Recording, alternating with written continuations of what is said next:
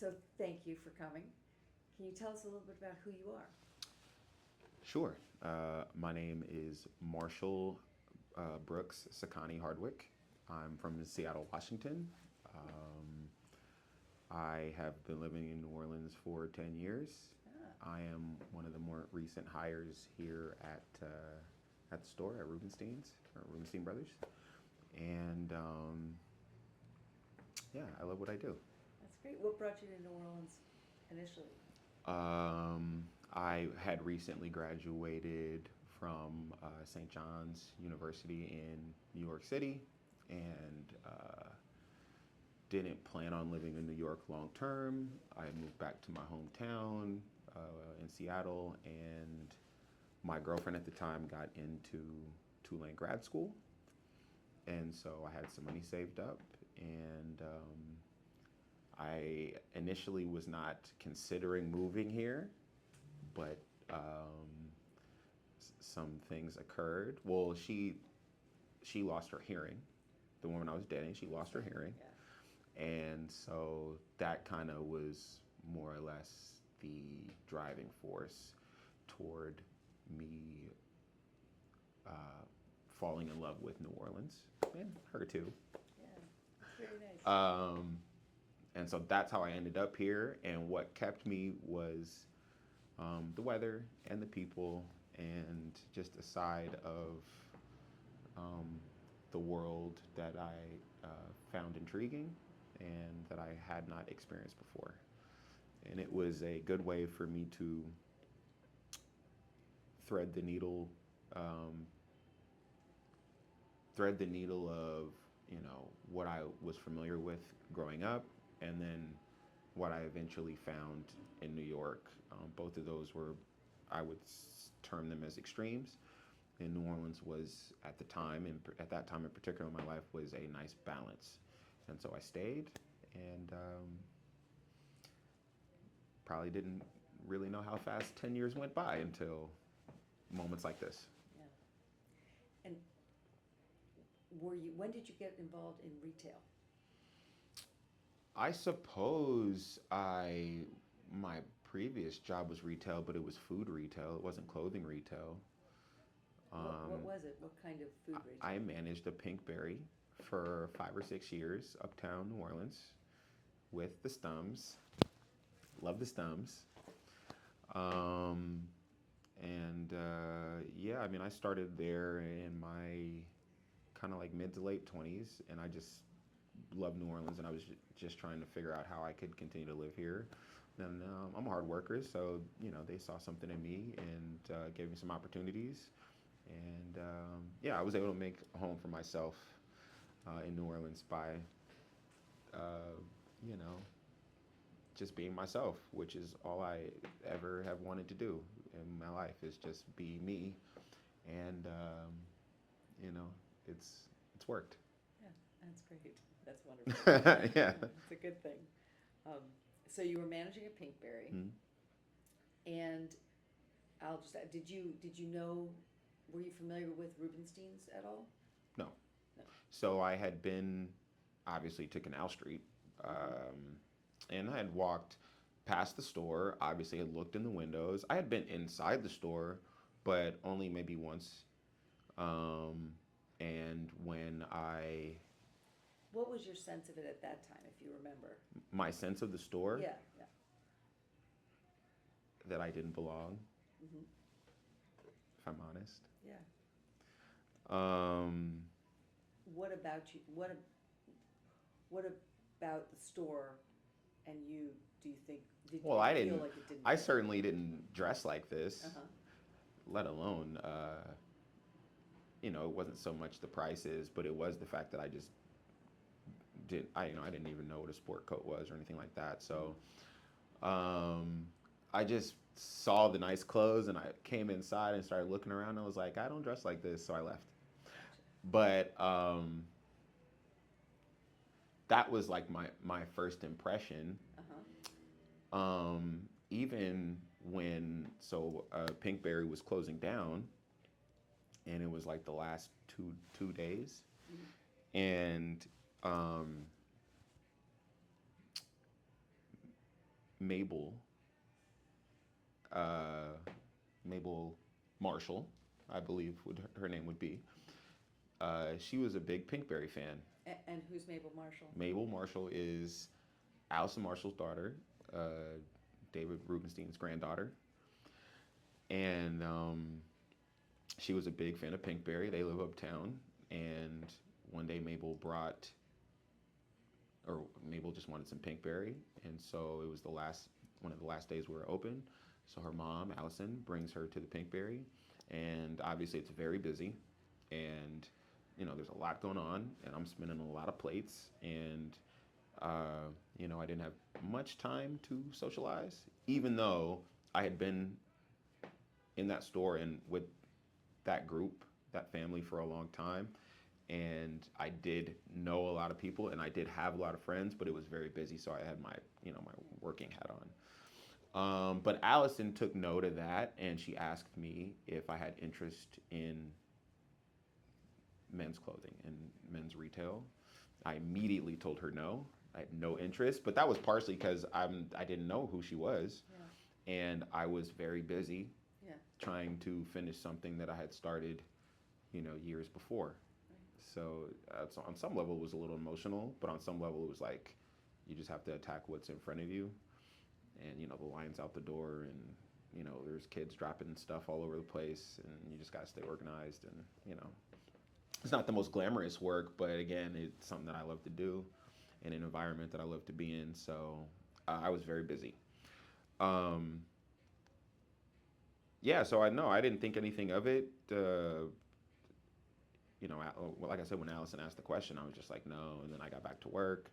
And then the next day, the actual last day, I think Mabel came back again, this time with her grandfather, with David. And David, it was the same situation. I was very busy. And David asked me the same thing. And I was like, whoa, that's random that back-to-back days, some woman and then another man asked me if I had interest in men's clothing. But again, I told him no. And then finished my business, and we closed the store. And then in the coming days, we got everything out and all that. And then I had already started working in another place and kind of moved on. And David, I woke up one day. I think I got a text from David, and he encouraged me. He reintroduced himself and reminded me who he was. And I ignored the text because I just was okay. I was fine. I wasn't looking for work, honestly. But he asked me to just come down and take a look in the store and meet the guys and so on and so forth. So I figured I'll give it a shot. At that time, I was traveling to work. I was commuting, and I live not too far from the store. So I said, why not give it a shot? And that was September of 2022 when that happened.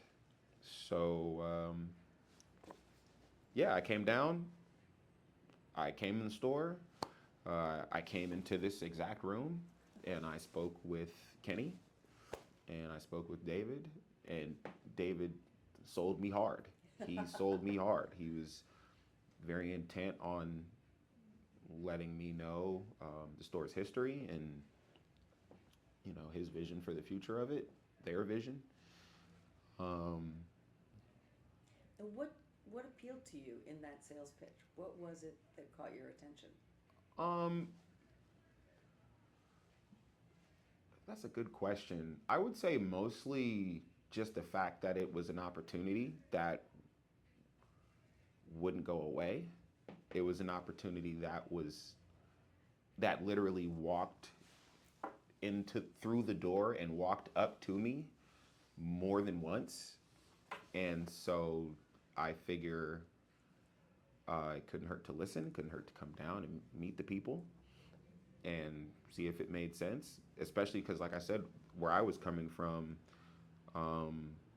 in terms of my relationships with the people that I had already been working with, they were very strong. I don't have any family in New Orleans, so leaving a place like that, leaving a group like that, it would have taken a lot, just because I do value that part of business. I value the relationship part of business in a major way. Um, that family was fantastic with me. I mean, when Hurricane Ida came, they got me a hotel room. I didn't have to evacuate.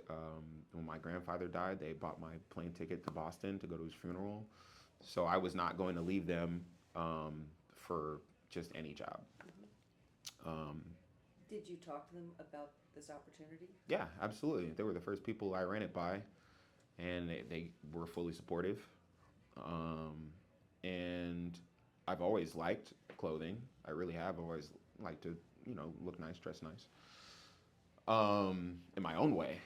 Um, so, like I said, the opportunities, I would say, the opportunity just it didn't go away, because I didn't have much interest initially. But then when I came down here and I met with the guys up here, I went downstairs, I asked Kelly questions, I asked Roberto questions, I asked James questions. And by the end of that day, I probably spent 2 hours here that day. By the end of that day, I was like, I could see myself um, learning to be a part of what they're doing. So, and I knew that if for any reason if it didn't work out, that I had built the relationships in New Orleans. I'd built enough relationships to be okay. So it wasn't too big of a risk. If anything, I felt like it was, like I said, an opportunity that I could explore. And I did not anticipate, falling in love with all of this the way I have. That's really interesting. When you say fallen in love with all of this, what have you fallen in love with? I probably would lead with just, quite honestly, the industry, the product, the science, the artistry of the clothing and this is really cheesy and corny. I mean, the first when I came down and met Kenny for the first time, he asked me why I was doing this, and I was like, I'm into clothes, man. I had watched a movie called The Phantom Thread with Daniel Day-Lewis, and I'm looking at the way he's doing. I'm such a nerd in that way that I was like, this is something I could sink my teeth into, and so it just kind of took off from there, and that's why I stayed. That's why I have stayed. I have a real passion for this kind of stuff, and I have good teachers. I didn't know that the store had been here for so long, right? Turning 100. Yeah. I've been here for one. So I didn't know that. But guys like Kelly, even Roberto, who's younger than me, who've just been like really supportive of. They see that I have a drive and that I'm willing to listen and learn and apply myself. And even though it's in many ways a competitive space, they have really facilitated my growth, and that inspires me to like stay and to continue to develop and continue to like give my all. So what do you think, what did they tell you they saw in you when they pursued you? Because that was a pursuit. Right. No, it definitely and was. wooing. So what was it about you that they felt made a Rubenstein salesman? I think that it was, well, David told me specifically it was the fact that everyone knew my name at a yogurt shop, right? And when he said that, my train of thought comes to, obviously there's some type of relationship building that I've done. There's a consistency that I pride myself on, honestly. Because not every day was smiles and Hallmark cards, even though it was a Pinkberry. It's still business. Things are still going wrong. You still have to, it's still work. You still have to show up. And I just remember David specifically noting that while he was there, he noticed that I did have a relationship with a lot of the people, even though I'm like doing backflips trying to make sure that, the business is running correctly. Yeah. I did still manage to take time out to try and, acknowledge the relationships I had. And at the time I didn't know this, but that seems to be a big part of a sales associate's job here. And not only that, but even even if you remove the customers from that equation, just having relationships amongst each other, my relationship with my colleagues here, um, our relationships need to be strong because it is a bit of a competitive space, but it's also a family space, literally and figuratively. And so we need to have, I think we need to have people involved that, you know, don't mind communicating about these things, whether it's understanding, forgiveness, confrontation, uh, pragmatism, the ability to not speak. Um, those are all things that I've just tried to, especially as an only child, I've tried to work on those things in my life. So um, I find that I'm able to put them to good use here, which is good for me. So it sounds like they felt like the relationship building, the innate relationship building was important, and that they could teach you other things. Yes, 100%. That was definitely the pitch. The pitch was, don't worry. We will give you the tools that you need to be successful. You just need to be yourself. Um, don't quit. Um, don't be overwhelmed. It's funny. It was really the same thing as like when I when we started this and I told you like I walked into the store, I felt like I didn't belong. They were explicitly telling me, don't feel that way. We're hiring you because you're you. Don't feel like the clothes are too expensive or the people are pompous or like don't feel like you don't belong. And as I got to learn more about the values, I think, and meeting more family members even, and just like the first thing they told me was like, how do you know a Rubenstein's customer? And I was like, I don't, I don't know. And Kenny and David were like, you don't. Everybody that walks through the door, you treat them the same. You offer assistance, and that made me feel really good. Just like I said, coming from kind of where I was coming from, and but they made it a point to be like, we have an open door. Um, you know, you don't expect that. There's $4,000, $5,000 suits in here, but they're like, nah, man. And as I meet like Andre, for example, um, you know, making it a point to have us really consider donating to United Way, and like just kind of picking his brain on certain things. I just start to learn more about like who I'm involved with, not just um, what we do, and that just it adds further context, I think, to why I'm here and why I was, um, you know, drawn to the place and why they were drawn to me as well. Um, Now, I don't think I do think that you're rolling the dice. Just meeting a guy at a Pinkberry shop and thinking, he'll work, he'll do. But um, you know, I think it was a good dice roll, and I'm glad that they were willing to do that. Do you feel like this is a place, do you see a future for both the store and for yourself? Is this a place where you feel you could be nurtured to grow? 100%. I mean, that's why I'm here. I've already, you know, been given the. Sorry. So you can say, I don't know if he's announced things to everybody, but you No. can say, because this will be shared when it's time. I already genuinely feel like I've been given the tools to succeed. Um, I took a trip with Kelly to New York a couple months ago to get better at doing some made to measure stuff. And obviously, it does come down to like how bad do I want it, as most things in life do. But I have not been told no since I started here. Um, Do you think you'd like to always be selling? Do you think, are you interested, have you develop an interest in buying? I'm just, I am interested in a lot of different parts of mhm, the business and of the industry. I think knowing myself the way I do, um, selling is only a part of it for me. I'm much too, excuse me, I'm far too um,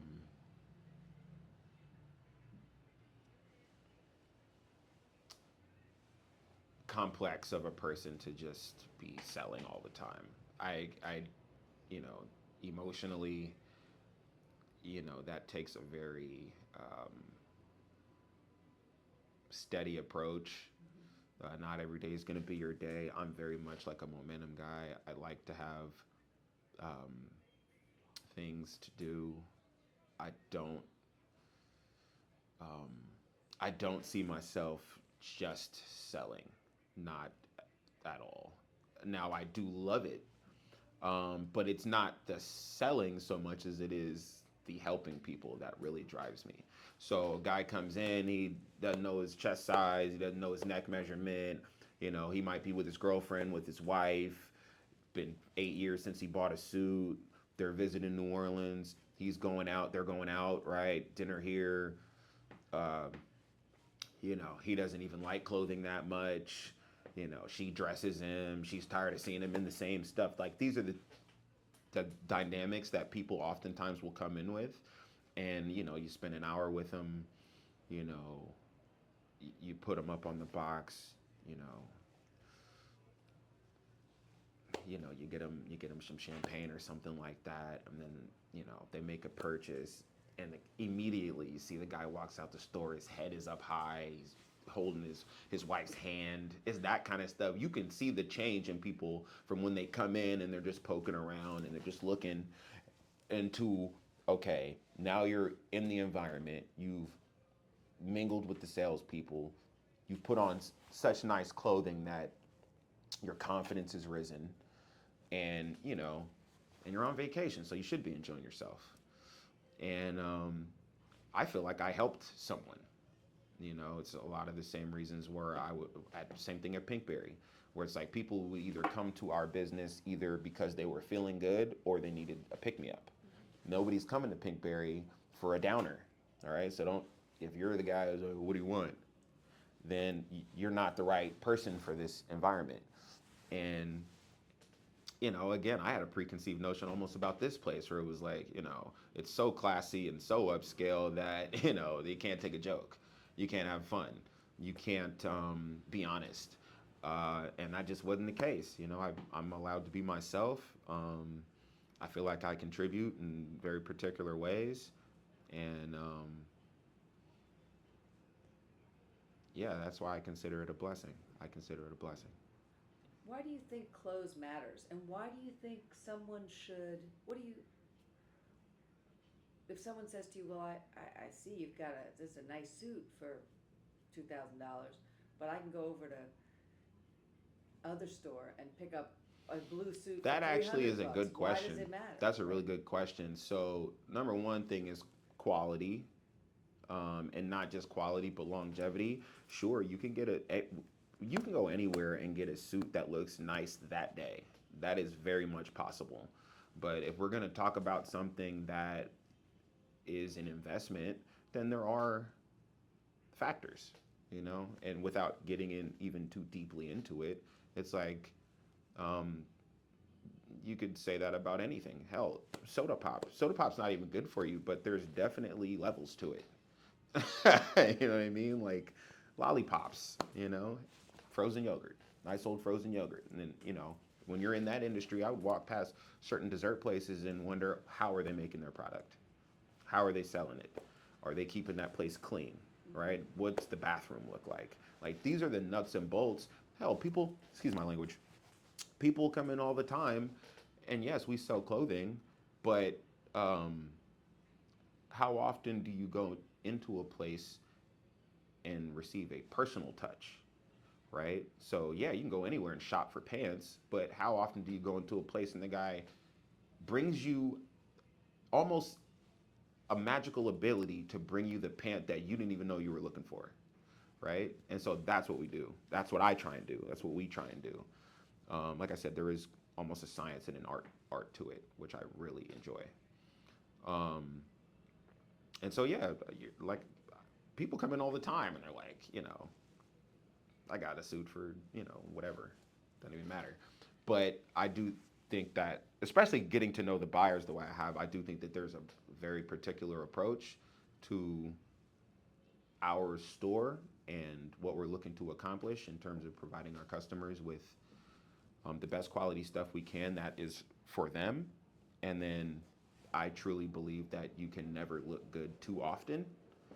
Um, the world is always throwing something at you, no matter where you're at in life, no matter where you're coming from or what you make or anything like that. It always helps to walk out your front door with confidence and with, just feeling good about what you're going to do. Like I said, even as a yogurt salesman, right? Even as a yogurt salesperson, I knew that if I was taking care of myself in the right ways and approaching my profession in the right way, that it would. My mother taught me early in life, there's no hard work done in vain, right? It may not seem like it's not glamorous. No, it's not. Selling yogurt, but I enjoyed it, and that was really what mattered to me. And I'm approaching this with the same mindset. Because yeah, there's days when it rains for 6 hours and only 30 people come into the store and none of them really want to buy anything except umbrellas. And so you're not, doing the business that maybe you'd hoped. But do you have the ability to come back the next day? Are you in an environment that you want to come back to? Um, do you trust the people that are going to be in there with you? Um, like I said, I started September of 22. I don't have family here. Kelly had only known me for 60 days, maybe, if that. And he invited me to his Thanksgiving with his family and his in laws. And, I didn't have anything to do that day. I was just going to watch football. And so I went out there, and that's when I knew. I was like, things will be all right. Oh, So. that's really nice. We've talked about Kelly, and you've talked a little bit about Roberto. Mhm. Is there anyone or anything else you want to talk about in terms of people you've met here, or things you've learned here that have been really supportive and really helpful?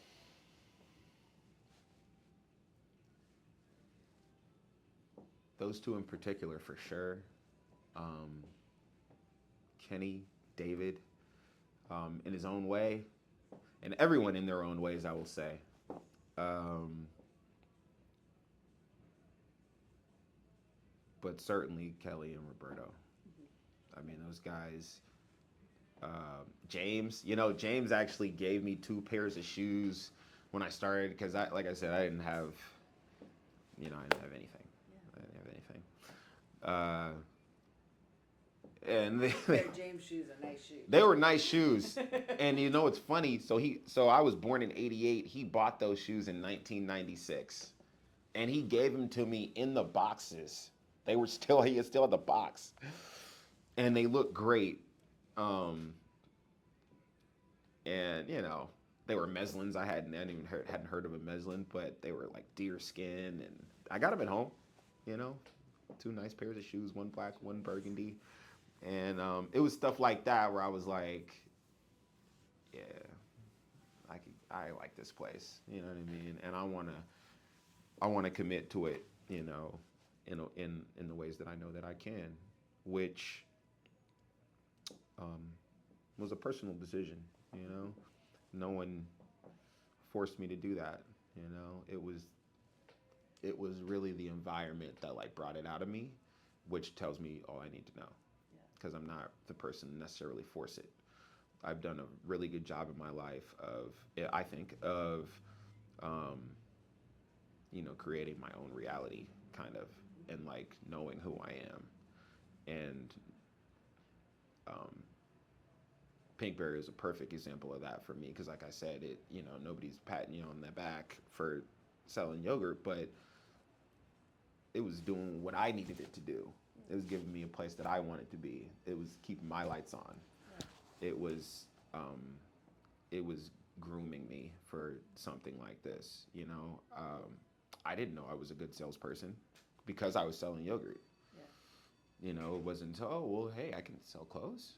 All I have to do is apply myself, learn about the process, listen to my mentors, listen to my teachers, the same stuff I've been doing my whole life, right? Whether it's school, whether it's out in the world, listening to your grandparents or whatever it might be. So I'm just, hey, I can just be myself in here and I can get somewhere in life. Like, sign me up.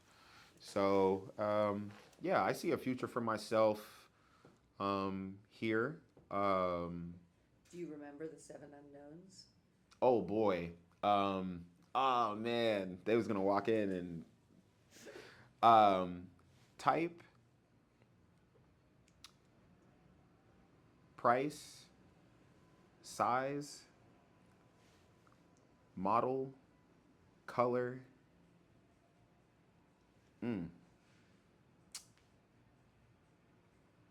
Oh man. Fit and fabric. I think that's I it. think that's right. I didn't get him exactly in order. I remember when I got hired, I tried to like synchronize them so that I would never forget them. But I'm pretty sure that was it. Don't hold me to it though. David, when you watch this, if you watch this, I got him. Right. Well, I really appreciate your time. If there's anything else you want to add, if you're like, I really want to make sure that I say something, Oh man. please do. Yes, thank you, Mabel. Thank you, Mabel. Excellent. That's what I want to say. Thank you, Mabel, because Mabel, she's the reason I'm here. She's named in part after my Aunt Gertrude. So Really? it feels, yeah, There it you feels, go. It feels appropriate. There you go. Awesome. Well, thank you so much. I Thank really you, do